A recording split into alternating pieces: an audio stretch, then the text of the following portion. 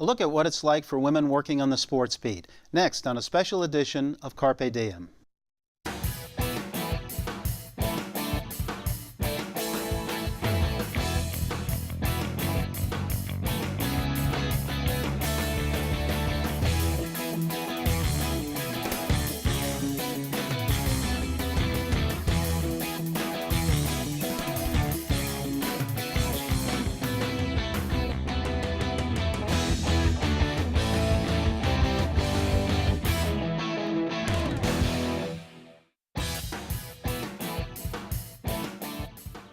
Hello and welcome to Carpe Diem. I'm Marc Rosenweig, Associate Professor in the School of Communication and Media at Montclair State University. There's still a shortage of women working in sports media. We discuss what it's like for women today on the sports beat during a panel at the Yogi Berra Museum and Learning Center on the MSU campus. Our panel included ESPN sports editor Claire Smith, who will be inducted into the sports writers wing of the Baseball Hall of Fame this summer, plus record sports columnist Tara Sullivan and MSU Assistant Professor Kelly Whiteside. I asked Kelly Whiteside about the shortage of women working in sports media today. We've never reached a point where we've come close to the numbers being what they should be. I think what is encouraging is that it's not discouraging young women to get into the profession. If you look at the Association of Women in Sports Media, there are college chapters all over the country. There's such an interest in sports journalism from both, men and women, young men and women to get into the field. So I think even though the numbers themselves are not anywhere near where they should be, the fact that more women are getting into the field, the fact that when we go into press boxes that we see more women, I mean, that is encouraging. I think despite what's going on in the industry, ESPN has, shown that women can do play-by-play, women can be analysts. Granted, we should be a lot further along than we are, but at the same time, there has been progress since we've all entered the business. I would point out the NFL Network. Nearly their whole stable of reporters is a higher percentage of women. So you do see progress somewhere. I think Kelly's point is well taken, that the interest level is there. I also see, we spoke earlier about teams hiring their own internal people. That's an avenue that I've seen a lot more women getting involved, whether it's on camera somehow in-house. And maybe it's not the traditional sports media that I look at or that I've grown up doing or that I've done professionally, but that's, to me, is a whole part of this equation, that the tradition of what my job is, is changing by the day. It's just a very, I often say to students when I speak, I'm not really sure what the jobs are going to be, never mind 10 years from now, 5 years from now. And I think this next group of students and these next group of professionals, they're going to help figure it out. So if there are more women interested at that level, more diversity, I hope that that's what translates into the future of whatever sports media is going to become, because I'm not really sure. It's just it has changed so much. I've said it many, many times, it's not the same business I got into. I also think that maybe this is just wishful thinking, but there seems to be a ripple out there that the media is being perhaps valued a little more this month as opposed to last month, and maybe that's going to have a ripple effect throughout the industry, sports and beyond, because sports, it reflects the greater society. There's always going to be a hunger for the best story in sports. If you have a mind that takes you in the direction of investigative journalism, you can do that in sports as well as any section of the news, whether you're at a newspaper. Just always involve yourself, but be open to following your instincts, whether it's in sports. Pitch those ideas and just refuse to take no for an answer. Don't get locked in one one facet of the industry, and if you run into a roadblock at this particular medium, change over. You have a whole career ahead of you. Pivot on it. Be multifaceted.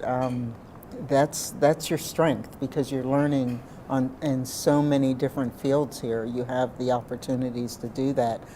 I am roadkill on the information highway. I couldn't do what you've already forgotten how to do, and that is so cool. I have a friend who works for the Columbus professional soccer team, and whenever we get together, she's the daughter of my best friend in high school, and I just say, show me your gadgets, show me what you're doing now, what's new. And So that true. is, I like that one. so cool. Roadkill on the information highway. Yeah. I have to remember that one. And what you said for our students is so important about their versatility. When Lester Holt was here in December, he urged them to be the Swiss Army knife of the newsroom. So that's same concept, certainly. Yeah, and what I always say to students too is that, there's always going to be a need for storytellers. The foundations that we learned of reporting and writing and responsible journalism are going to exist in whatever format. It's However it gets delivered. Yep, Right. 140 characters or long form journalism, and that's not going to change. And also, I just wanted to add too that despite all the contraction in the media industry, sports remains one of the areas where there is growth. Maybe not in traditional media that we're all part of. Yeah, but and maybe not percentage-wise what it Right. may have been at other points, but the interest in sports doesn't wane, and in fact, probably increases, whether it's the escapism, the proliferation of more sports. Major League Soccer is getting coverage that it didn't a few years ago. So sports is an area that is self-sustaining, perhaps in ways that, I don't know, maybe entertainment is similar or something, but yeah, sports it's still popular. I mean, look at the year we had between the Cubs and Federer and Serena. I could just go on the great, the crazy Super Bowl comeback. I mean, people, they want that. And the thing I always say, that I always like to come back to, whatever the medium, whatever way you deliver, in terms of us who work in some way in sports media, somebody has to be in that room asking the questions. So to me, if you're interested in being a reporter in some way, shape, or form, there's only so you can only write from your living room couch, which I hate. But if somebody's in there delivering the information, you know what I mean? So to me, there's still going to be some way. But that's a problem today when somebody is writing from their couch or their basement or whatever with no sources, no credible information. Journalistically, it's a huge problem, absolutely. Yeah. But it just, to me, what it does for me is remind me to value the person who does it the right way, the person who's in there asking the questions and does the reporting. Now, there's no question, though, that the lack of women in sports media, at least numbers-wise, has to do a lot with the sacrifices that you've had to make, personally as well as professionally. And is there any way to overcome that for young women today? What do you think?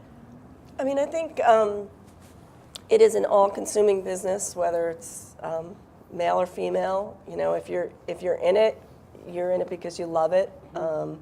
But I think, you have to make choices. You can have it all, but maybe not at the same time. And you just make decisions in your life. And it's funny because I respect so much the work Claire did in baseball. I grew up, baseball was 100% my favorite sport, right? I mean, lived, eat, breathe, but consciously chose never to be a baseball beat writer other than a half a season when I had to fill in because we had somebody leave because of the travel demands. I have a family at home and I couldn't commit to 162 games a year, half of them on the road. Much as professionally, that probably would have been my favorite thing to do. Yeah, and I once asked my friend Paul Hagan, who's in the sports writers wing of the Baseball Hall of Fame, I said, "Do you ever get up in the morning in the hotel room and not be sure where you were?" And he said, "Absolutely." But he said once he had to fill in for somebody on the NBA beat, on the 76ers beat, and he said, that was a lot worse because you had one night. Yeah, you had one night in one town. The next night you were in the other town. At least in baseball, you go for 3, 4, 5 days. I have a sports writer friend who woke up in his own bedroom one morning and wondered why the hotel bill hadn't been slipped under the door. Like, he was like ready to be angry because he thought he was checking out and the bill wasn't there. Yeah, you can get pretty turned around with the travel commitments. Conversely, I asked my sports editor at the Philadelphia Bulletin which beat writers are run the greater risk of burning out more quickly, and he said the NFL writers. He said, why is that? Yeah. It's one game a week and a very short season, comparatively speaking. And he said, because they have to be so darn creative. Yes. Baseball beats are driven by games, by the action. There's always something in front of you. And they just have to churn out feature after feature, and after a couple years, they're and having done it when it gets to like week 14 and your team is 2-12, and you're really searching. Yeah, I think I wrote this before. And I also said think this is just before. my personal opinion, and it's almost an aside, but the football game story, to me, now we don't even write traditional game stories in the way we used to, but the football game story to me was the hardest thing in sports writing to do. To do it well, I always thought was one of the biggest challenges, because you had a week's worth of issues coming in, you had a week's worth of issues going out, and you still had a 3.5-hour thing of action in the middle of it. And to try to, from my perspective, weave that all together. I mean, I loved the challenge, but I always thought that, as opposed to baseball, where you can recount what happened in just the 6th inning because it matters, because it happened in the 6th inning. It won that day's game, and whatever, it affected the standings in this way, and that was it. Football never really gave you the luxury of focusing on that one, even an 80-yard catch in the grand scheme of things. Bill Madden of the Daily News used to walk up and down the press box saying things like, Clary, we haven't even seen what we're going to be writing about yet. Dave Anderson has the best one ever. So true. Pulitzer Prize-winning columnist Dave Anderson of the New York Times, who I heard this, got a call from the editor, what's your column on? Or it hasn't happened yet, and like click down the phone, and I just thought that was it hasn't happened yet. We because gotta wait baseball and see. is a series of 162 one-game seasons, and you can. And football is so not like that. It's interesting that he said that. The Burnout. It's interesting. I only lasted 3 seasons, not by choice, but I did 3 seasons, and it was exhausting. And you're right. in its own Editors way. aren't there, and sometimes we don't think they understand what's going on. I had one ask me in television, why do you have to, in this was so long ago as film, so you only used it once, unlike tape, and he wanted to know, how come we have to shoot so much film at the Dolphins games? Couldn't we just shoot the touchdowns? Things like that. So you're dealing, it's true. If I knew when those was going to happen, I'd be back to Claire's betting lines. But Claire, let me ask you about something. You wrote a few years ago in a piece for the Povich Center that it's acceptable to be an idiot when it comes to gender, but it's unacceptable to be a racist. Expand on that for us, if you would, for a minute. One of the questions I'm often asked is, have I been presented more obstacles because of my race or my gender? And I've always felt it's not even a contest, not even close.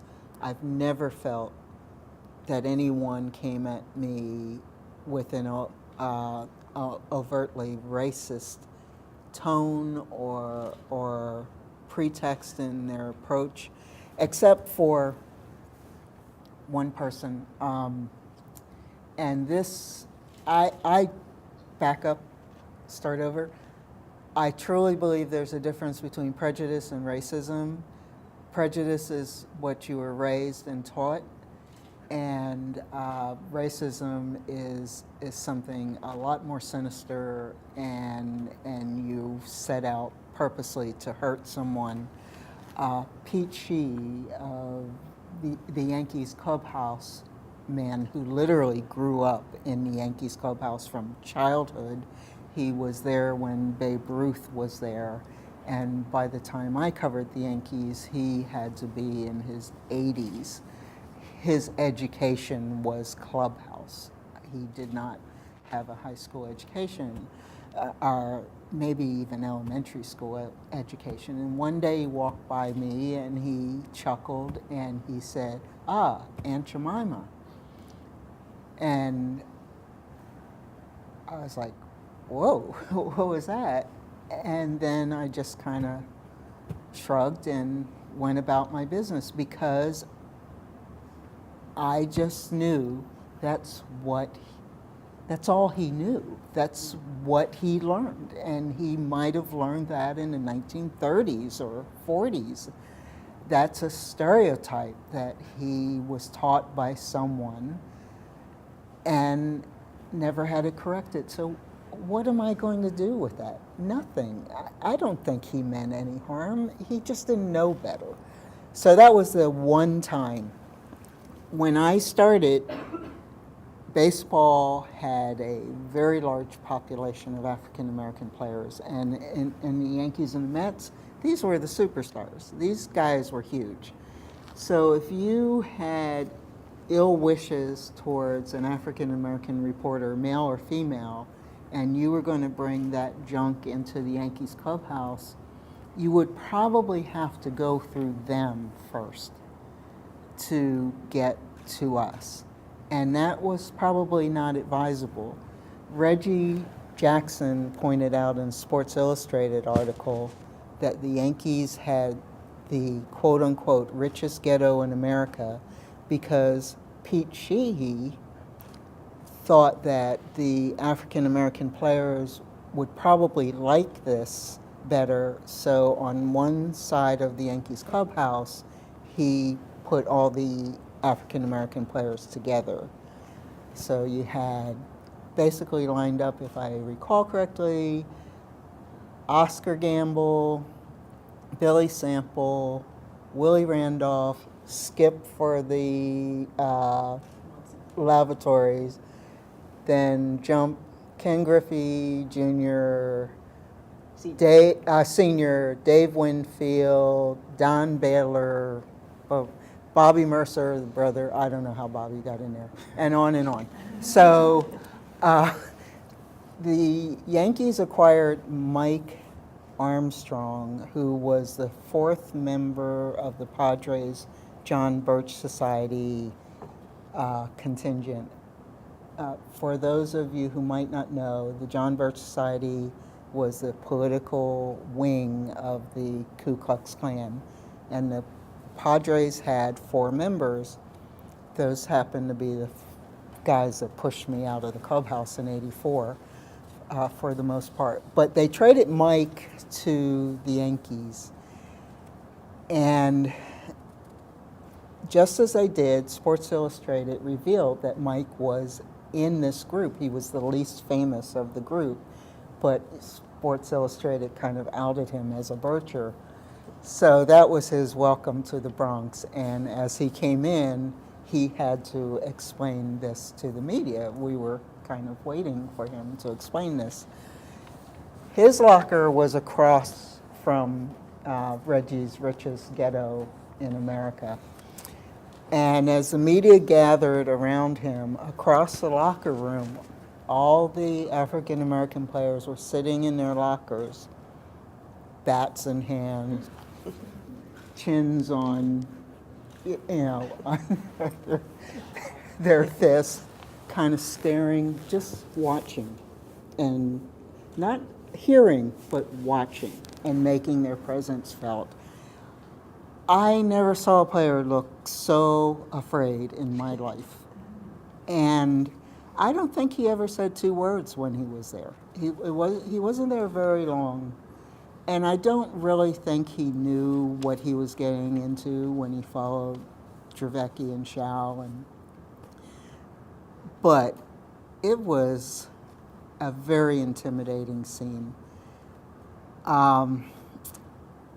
There was a Yankee player who one day was just cursing up a blue streak as I walked through the dugout. He wasn't cursing at me, he was just being blue, and I didn't care because I really believe the old umpire adage, as long as you don't use the word you, I'm not insulted because you're not talking to me. But Ken Griffey Sr. was sitting on the bench, and he dressed that player down. And I said, no, Ken, he's not talking to me. It's okay, that's okay. But the player apologized, got up and left. And I said, Ken, it's not a problem. I'm in your house. he wasn't insulting me. He was just being himself, and he didn't use the word you. He wasn't going after me. And he said, no. He wouldn't do it in front of his wife, his daughter, or his mother. He's not going to do it in front of a black woman. That's the kind of protection I always felt I had. Now, interestingly enough, I started to notice that African American players were very protective of female reporters, period. And the first convention of Awesome, Ronnie Lott, the future Hall of Famer, that question was put to him, was that just our imagination or was that fact? And his response was, it was fact, because, and he was asked why that was, and he said it was because as black men, they knew what it was like to be instantly hated when they walked into a room. So there was that protective element there that you didn't necessarily have. Yeah, I mean, it's interesting because there's part of me that feels good when you tell that story, right? But then there's part of me that says, like, dude, I don't need you to protect me. I can protect myself. You know what I mean? Like, it's kind of that's a thin line because, of course, people make assumptions on your sports knowledge based on being a female. And I've said things like this before. Kelly, one of the lines I often use, when you're a female in the sports industry, sports media industry, sometimes you'll be players who assume you really don't know sports unless you prove you do. Whereas with the guys they come across, they kind of assume they do know sports unless they prove they don't. So you kind of start from a different starting point. And I can't tell you in my life how many times I've heard, wow, you really are a sports fan. And I want to say, like, well, what the hell do you think I am? Like, I write sports for a living. But, I'll make a reference to the 86 Mets or whatever it is, whatever it might be, and some obscure Olympic reference in Carl Lewis. Whatever. I remember that freshman year in college, like getting in a debate about the 84 Olympic sprinting team, the 4x100. And that's actually when a guy on my floor said, you should go write for the paper. Like, you're such a sports fan. But is that how you got started, or were you interested in sports? No, I mean, I had played my whole life, and I wrote for my high school, college paper. Okay. It's funny, I didn't really know that you could, like, make a living out of it. But I always read newspapers. We got more than one delivered to the house. I always read the sports page first. When I look back now, I used to cut out the headlines and make collages for my own posters for my wall. I have scrapbooks in my parents' house still filled, and Kelly can tell you who it is, Dave Rigetti, everywhere in my scrapbooks. But funny enough, Kelly and I, as freshmen, were both working at the college. The Daily Targum gets a shout out from Rutgers University. We're both working, but I don't think we really crossed paths at all freshman year. And then sophomore year, they had 2 positions open for associate sports editor. It was sort of a midterm deal. And both of us happened to be among the group of people who decided to run. And we were the 2 winners. And we went out for a beverage, I think, after that victory. And a wonderful friendship was born, And that's when I kind of realized, literally standing there answering the questions about winning that position, where I consciously remember this. They would ask me questions about covering sports and things, and I knew the answers instinctively. It wasn't something I'd learned in a classroom. It wasn't something somebody had taught me. I just loved sports. I loved newspapers. It just came so naturally, and that's when I remember realizing, like, oh my God, like, I could make a living at this. Like, Kelly was such the beacon of journalism. I turned to her for those questions. She was studying the profession. She understood it. Me, I have a history degree, but I watched sports every waking hour. I got a stereo in 8th grade because nobody else in my house would listen to Phil Rizzuto and Bill Messer, and nobody else would listen to the radio for the Yankee games. So I needed my own. That's where I came at it from. So that's why we were a good set back in college. Kelly, is that when you decided you wanted to be a sports reporter, or did it happen earlier? I think, as the first kind of generation to truly benefit from Title IX, I think I always grew up feeling that, of course, what my brothers had, I would have. Like, I never thought otherwise. So it didn't really dawn on me that I couldn't do something. And I think my background too is I always played sports. But I think really what cemented my direction is I wasn't sure I was going to go into sports. And in graduate school, I took a class, a shout out to Sports Media and Society at Montclair State, but I took a class very similar to our class here, in which we really examine critical issues in sports and how sports can raise the nation's consciousness of serious race issues and gender issues and domestic violence. And I found that was so eye-opening to me, because that was the stuff that I was interested in, and sports could be my vehicle Exactly to what you were cover saying before, yeah. to cover so many things in society. So I think for me, I came at obviously a love for sports, but more I was attracted to sort of the bigger issues and the bigger, societal things that I could write about through covering sports. Well, having said that, you all have children, some of you have nieces, nephews, whatever. Would you steer your niece or nephew or child into sports media today? Oh, absolutely, absolutely. One of the great joys this wild year so far has been to take my niece and nephew on this journey towards Cooperstown, and last weekend. Isn't that great when you say that? Last weekend I had my 9-year-old niece out at the Negro Leagues Museum, and she fell in love with Cool Papa Bell, and before the weekend was over she was writing a little ditty singing a song about Cool Papa Bell, and I'm like, you're the one. You're going to follow in my footsteps. Tara Sullivan and Kelly Whiteside also wouldn't mind seeing their children in sports media. Special thanks to Eve Shanin at the Yogi Berra Museum and Learning Center for hosting our panel. For more information on this or any edition of Carpe Diem, contact us at carpediem@mail.montclair.edu or call 973-655-5158. I'm Marc Rosenweig. For all of us at Montclair State University, thanks for watching Carpe Diem.